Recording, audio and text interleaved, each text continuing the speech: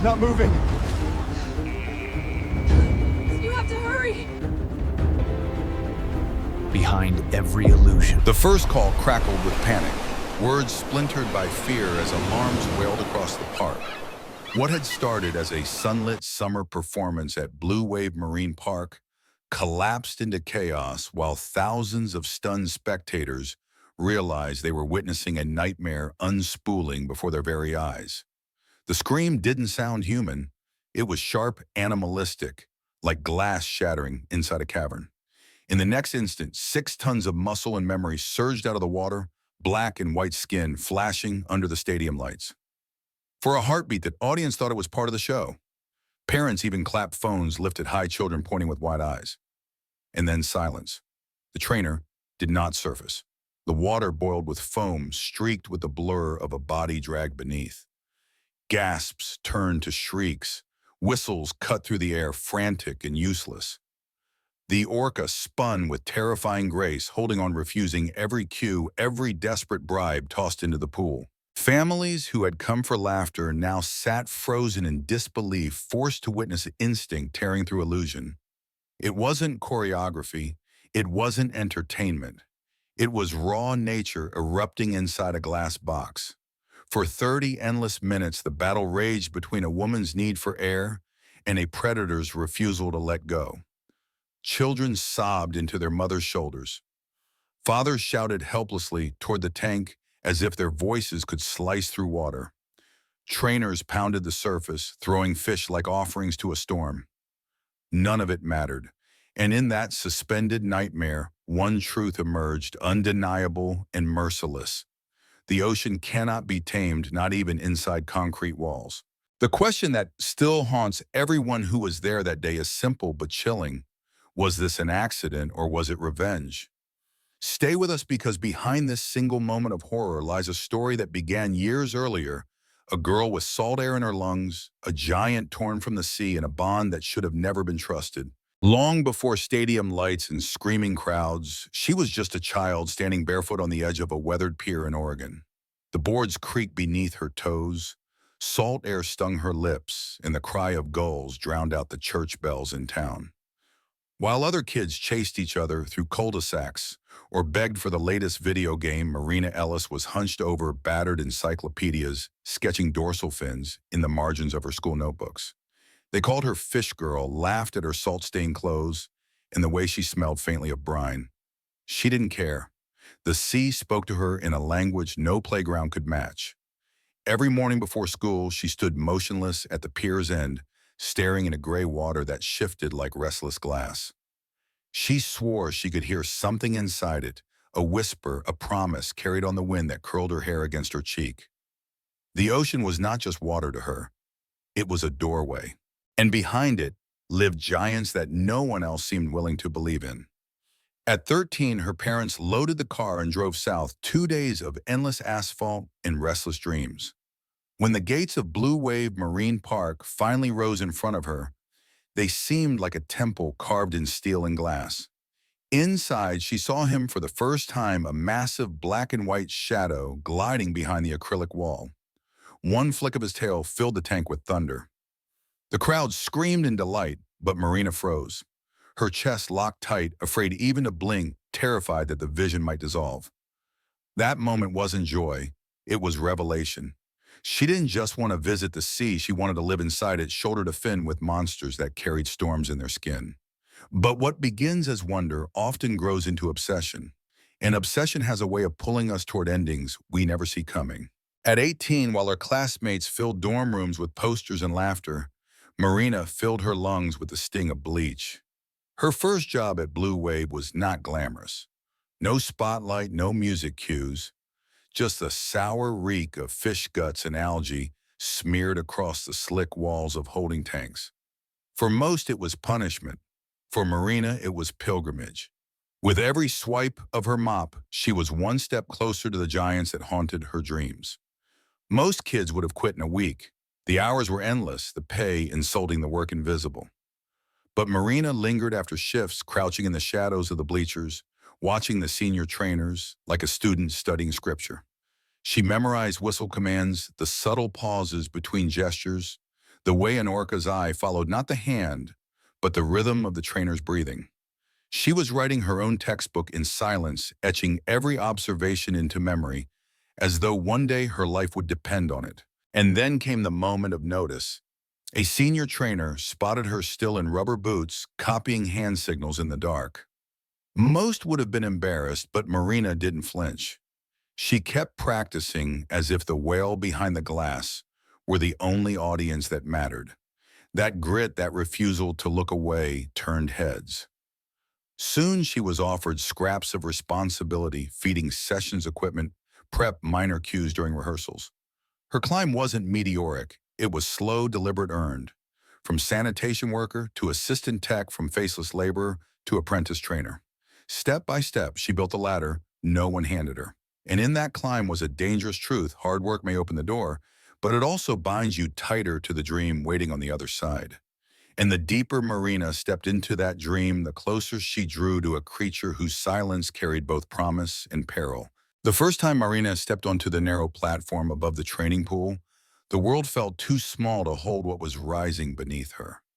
A shadow swelled in the turquoise water, black and white skin, slicing through the light like a living storm.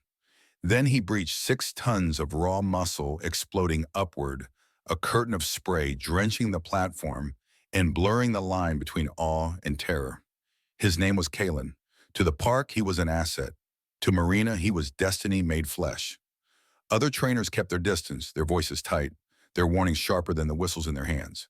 Don't lean too close. Don't let him read you. Callan's record whispered louder than any handbook: unpredictable, uncooperative, dangerous. But Marina couldn't look away. In that massive eye, dark and endless, she didn't see a performer. She saw a survivor, a prisoner carrying storms in his skin. Every muscle in her body knew she should step back, respect the space, obey protocol. Instead, she crouched, low fingers trailing the water. Kalen circled once, slow and deliberate, then rose again, his head breaking the surface with a hiss of air that rattled her chest. For a heartbeat trainer and whale, locked into a silence more powerful than any command. It was not obedience. It was recognition. The others shook their heads. They saw danger. Marina saw a wounded giant reaching across the abyss. That belief, quiet, stubborn, unshakable, would shape every decision she made from that day forward. But belief can be the sharpest blade.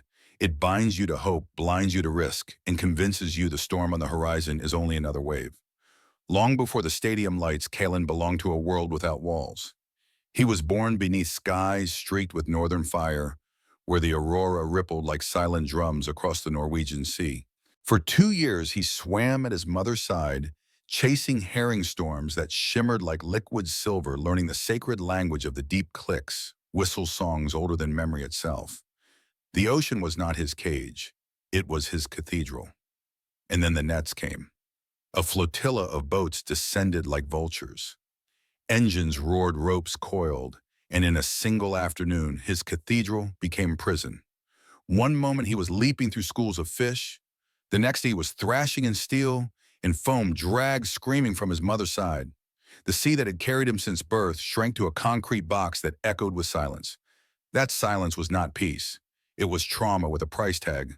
They branded him, renamed him, displayed him beneath spotlights. Trainers taught him to spin leap balance props for applause. On the surface, he complied, but inside he remembered the shadows of boats, the cries of his mother fading into the dark. And there were whispers, too. At another park, a man had fallen into Kalen's tank. Officially, it was written off as an incident. Unofficially, it was a warning that the ocean inside him was never gone. But warnings don't sell tickets. They were buried under sequined soundtracks and glossy brochures. To audiences, he was entertainment. To executives, he was profit. But to Kalen himself, he was still the storm waiting, circling, remembering. So here's the question: what happens when you cage something that was never meant to kneel? Day after day, Marina stood at the lip of Colin's world, her silhouette framed by the turquoise glow of the tank. Where others saw a predator circling in silence, she saw a wounded giant, a survivor carrying scars no audience could imagine. She didn't raise her voice. She didn't bark orders. Instead, she offered patience, quiet hours at dawn, when the stands were empty, when the only sound was a low hum of filtration pumps and the steady pulse of her breath against the glass. She brought puzzles objects not to dazzle, but to challenge his mind. At first, Colin ignored her. He turned away, let food sink, untouched eyes flat and unreadable. But slowly, almost imperceptibly, something shifted. A brush of his fin against the platform. A single spin completed without being asked. A nod so subtle it could have been missed by anyone else. To Marina, these were not tricks. They were fragments of trust, fragile as blown glass. The staff noticed. His aggression dulled. His rehearsals became smoother. There were even flashes of playfulness, splashes aimed at the front row's breeches that looked almost joyful. For management, that was enough. Posters went up. Tickets sold out. Suddenly, Kellen wasn't a liability. He was the star again, a symbol of redemption the park could market. But beneath the applause, the truth remained unchanged. Belief can blind as much as it inspires. Marina believed compassion could rewrite instinct, that love could mend what the ocean had broken. She chose to see progress where others saw danger deferred, and that's a danger of fragile trust. It convinces you the storm is gone, when in reality, it's only gathering strength. July 21st began like any other summer Sunday at Blue Wave Marine Park. The air was heavy with the smell of sunscreen and popcorn, the kind of day families imagined would end in photographs, not nightmares. Tourists streamed through the gates, clutching sodas, balloons, and plush toys shaped like smiling whales. Children leaned over the railings, eyes wide, pointing at the turquoise pool that shimmered under the noon sun. They didn't know the water was holding a secret. Backstage, Marina zipped her wetsuit with steady hands. She had rehearsed this routine 100 times. Kalen had been unusually cooperative all week, hitting cues with precision, his movements smooth, even playful. Some trainers traded cautious glances, whispers of old warnings hanging in the break room air. But Marina smiled her calmness, a shield against doubt. Today she believed would prove what she had always fought for, that trust could conquer instinct. The music swelled through hidden speakers, strings, and drums, bouncing against concrete as light shimmered across the water's surface. At her signal, Cullen erupted upward, sending a spray that drenched the first rows. Laughter rippled across the stands. Children squealed. Parents clapped. The stadium became a carnival of wonder, as though the storm had never existed. One flawless spin, a thunderous breach. Every gesture met with perfection, like a silent conversation between woman and whale. Trainers watching from the wings felt their shoulders loosen, as if maybe, just maybe, Marina had been right all along. And then came the finale. Marina raised her arm, the signal for the synchronized dive. Her lips curved into the faintest smile, eyes shining with triumph. Time felt suspended, the crowd leaning forward breathless. Marina poised at the edge, Kalen circling with deceptive grace. For a fleeting moment, it looked like the miracle was real. But miracles don't last, and when illusions shatter, they shatter violently. It happened in a heartbeat. 1 second, Marina was poised on the platform, arm raised in triumph, the crowd thundering with applause. The next, the water split open with violent speed. Kalen pivoted upward, jaws closing around the base of her ponytail. Not savage, not yet almost playful, as though tugging a toy. Gasps rippled through the stands. A few parents even clapped, thinking it was part of the act. But Marina's body jerked hard, and the smile slid off her face. The pool swallowed her whole. A wall of spray erupted, drenching the front rows, muffling the first screams. Trainers on the sidelines froze, whistles clenched in their teeth, but unblown as if their minds refused to accept what their eyes were seeing. Then the reality hit. Kalen wasn't performing. He was claiming. Whistles shrieked, buckets flew, hands slapped the water. Release voices cracked against the roar of the crowd. But Colin didn't release.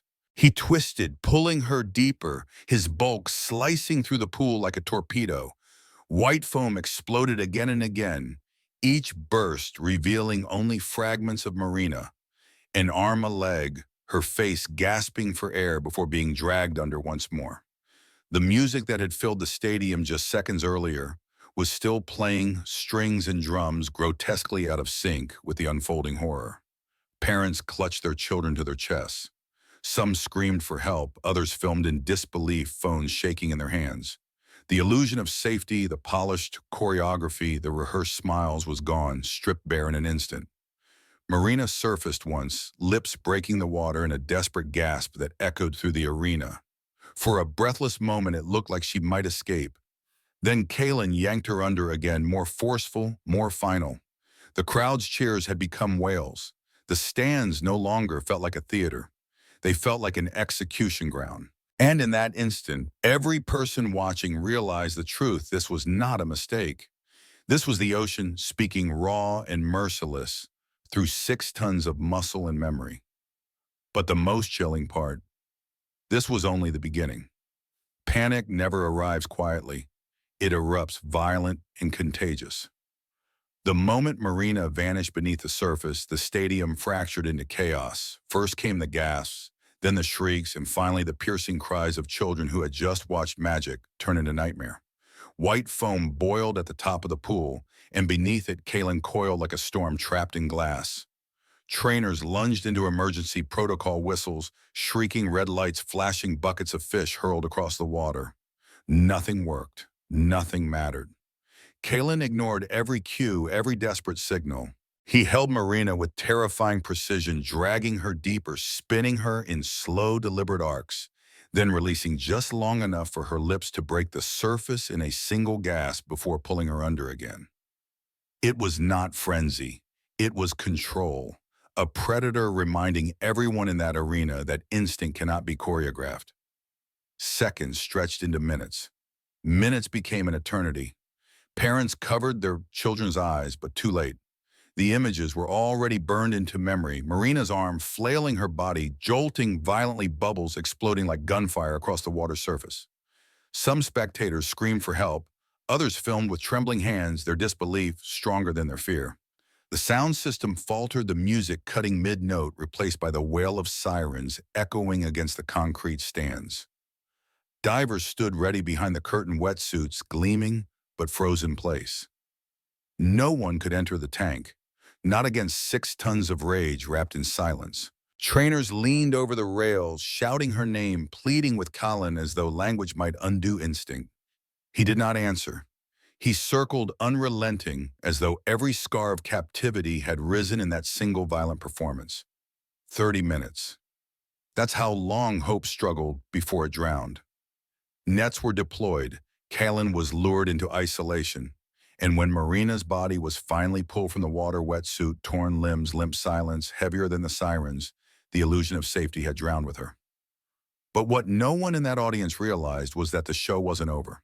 In many ways, it had only just begun. When the sirens finally died, silence fell heavier than sound. The stadium that had roared with applause only an hour earlier now resembled a graveyard of echoes.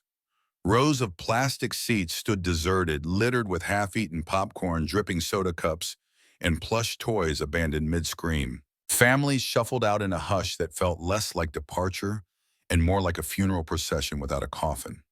Parents clutched their children so tightly it looked painful. Some stared blankly ahead, their faces gray with disbelief, as if replaying the same 30 minutes over and over again inside their minds. On the pool deck, the trainers stood frozen in wetsuits, soaked with water and sweat, their expressions hollow, drained of color. Then came the stretcher. Its wheels squeaked against the concrete with a rhythm that sounded like morning bells. A white sheet draped over Marina's body clung wetly to her frame, revealing just enough to remind everyone she had once been alive, smiling, calling signals, believing she could turn fear into trust. Now she was only weight and silence. Kalen floated in the center of the tank, black dorsal fin, slicing the water like a blade. He was calm, still, almost eerily composed, as though the violence had emptied something deep inside him. No splashes, no defiance, just the slow rhythm of a creature returned to his own law. To the stunned survivors watching from the rails, it was an unspoken reminder the show had never belonged to them. Security sealed the gates. Outside, media vans circled like vultures' antennae, stabbing the night sky, eager to feast on tragedy. Inside, the smell of salt water and blood clung to the humid air. Executives huddled behind closed doors, voices sharp with panic, crafting statements polished to perfection, but stripped of truth. On the deck, no words were spoken, only the dull drip of water from the railings. The show was over, but the reckoning had just begun. By nightfall, Blue Wave Marine Park was no longer a sanctuary of wonder. It was a crime scene draped in neon headlines. Trainer killed by killer whale. Family fun turns to nightmare. The words burned across television screens, plastered on front pages, pinged in endless push notifications before Marina's body was even cold. The story spread faster than the sirens had faded, and with it came a wave of outrage no concrete wall could contain. Outside the locked gates, candles flickered in paper cups, casting trembling halos across the pavement. Flowers piled against the welcome sign where Marina had once smiled in uniform. Some mourners carried posters reading, "Justice for Marina." Others lifted banners demanding free Colin. Two cries tangled in the same grief. One for the woman lost, the other for the prison that had made the monster. Inside boardrooms, executives scrambled. Lawyers drafted statements dripping with sympathy, but scrubbed of accountability. They called it unforeseeable. They called it tragic. But the whispers in break rooms told another story of red flags ignored, of trainers' warnings silenced under the weight of ticket sales. The public wasn't buying the narrative. Not this time. Protests ignited like wildfire. Animal rights groups amplified hidden reports, internal memos, safety violations once buried under corporate polish. Former trainers broke their vows of secrecy, speaking anonymously to the press, confirming what many had long suspected: Colin had never been safe. He never would be. And Marina's family, grief-stricken but resolute, stepped forward not with vengeance but with purpose. They demanded accountability not just for her death, but for every trainer forced to gamble life against instinct in the name of spectacle. The illusion of safety had cracked wide open, and the world was watching. Beneath every headline, behind every candlelit vigil, one chilling question echoed louder than the rest. Who was truly responsible, the whale, or the system that caged him? In the months that followed, nothing at Blue Wave Marine Park looked the same. Attendance plummeted. The glossy brochures, once promising wonder, curled yellow in empty kiosks. Families no longer lined up for tickets. They stood outside with placards and petitions. Legislators, pressured by outrage, passed new laws barring trainers from the water during performances. What had once been celebrated as daring showmanship was now condemned as reckless endangerment. Documentaries aired across networks, each more piercing than the last. Beneath the surface, Marina's story became the central warning. No choreography, no whistle, no illusion of trust could ever cage instinct. In classrooms, her name surfaced in debates about ethics.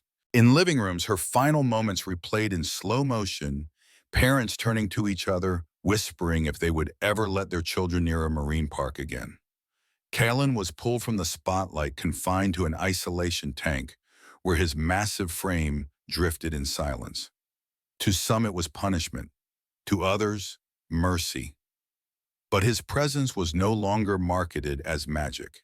He was proof that captivity had a cost measured not in dollars, but in blood. And yet Marina's name endured not as a statistic, not as a cautionary footnote, but as a symbol. She had chased belonging in a world that promised wonder and delivered tragedy. Her devotion was swallowed whole, but in that loss, a movement was born, one that refused to see beauty without also acknowledging risk. One that forced us to ask questions we'd rather leave unspoken. Because behind every splash is danger, behind every cheer is denial, and behind every illusion lies the storm waiting to break free. So when you hear her name, Marina Ellis, remember not the applause, not the spectacle, but the silence that followed. The silence that still asks us, what is the true cost of taming the untamable? If this left you thinking, you're not alone. Share your voice in the comments. Behind every like if you illusion believe in lies dignity, the storm, and subscribe to stand with waiting us for to more break stories free. that matter.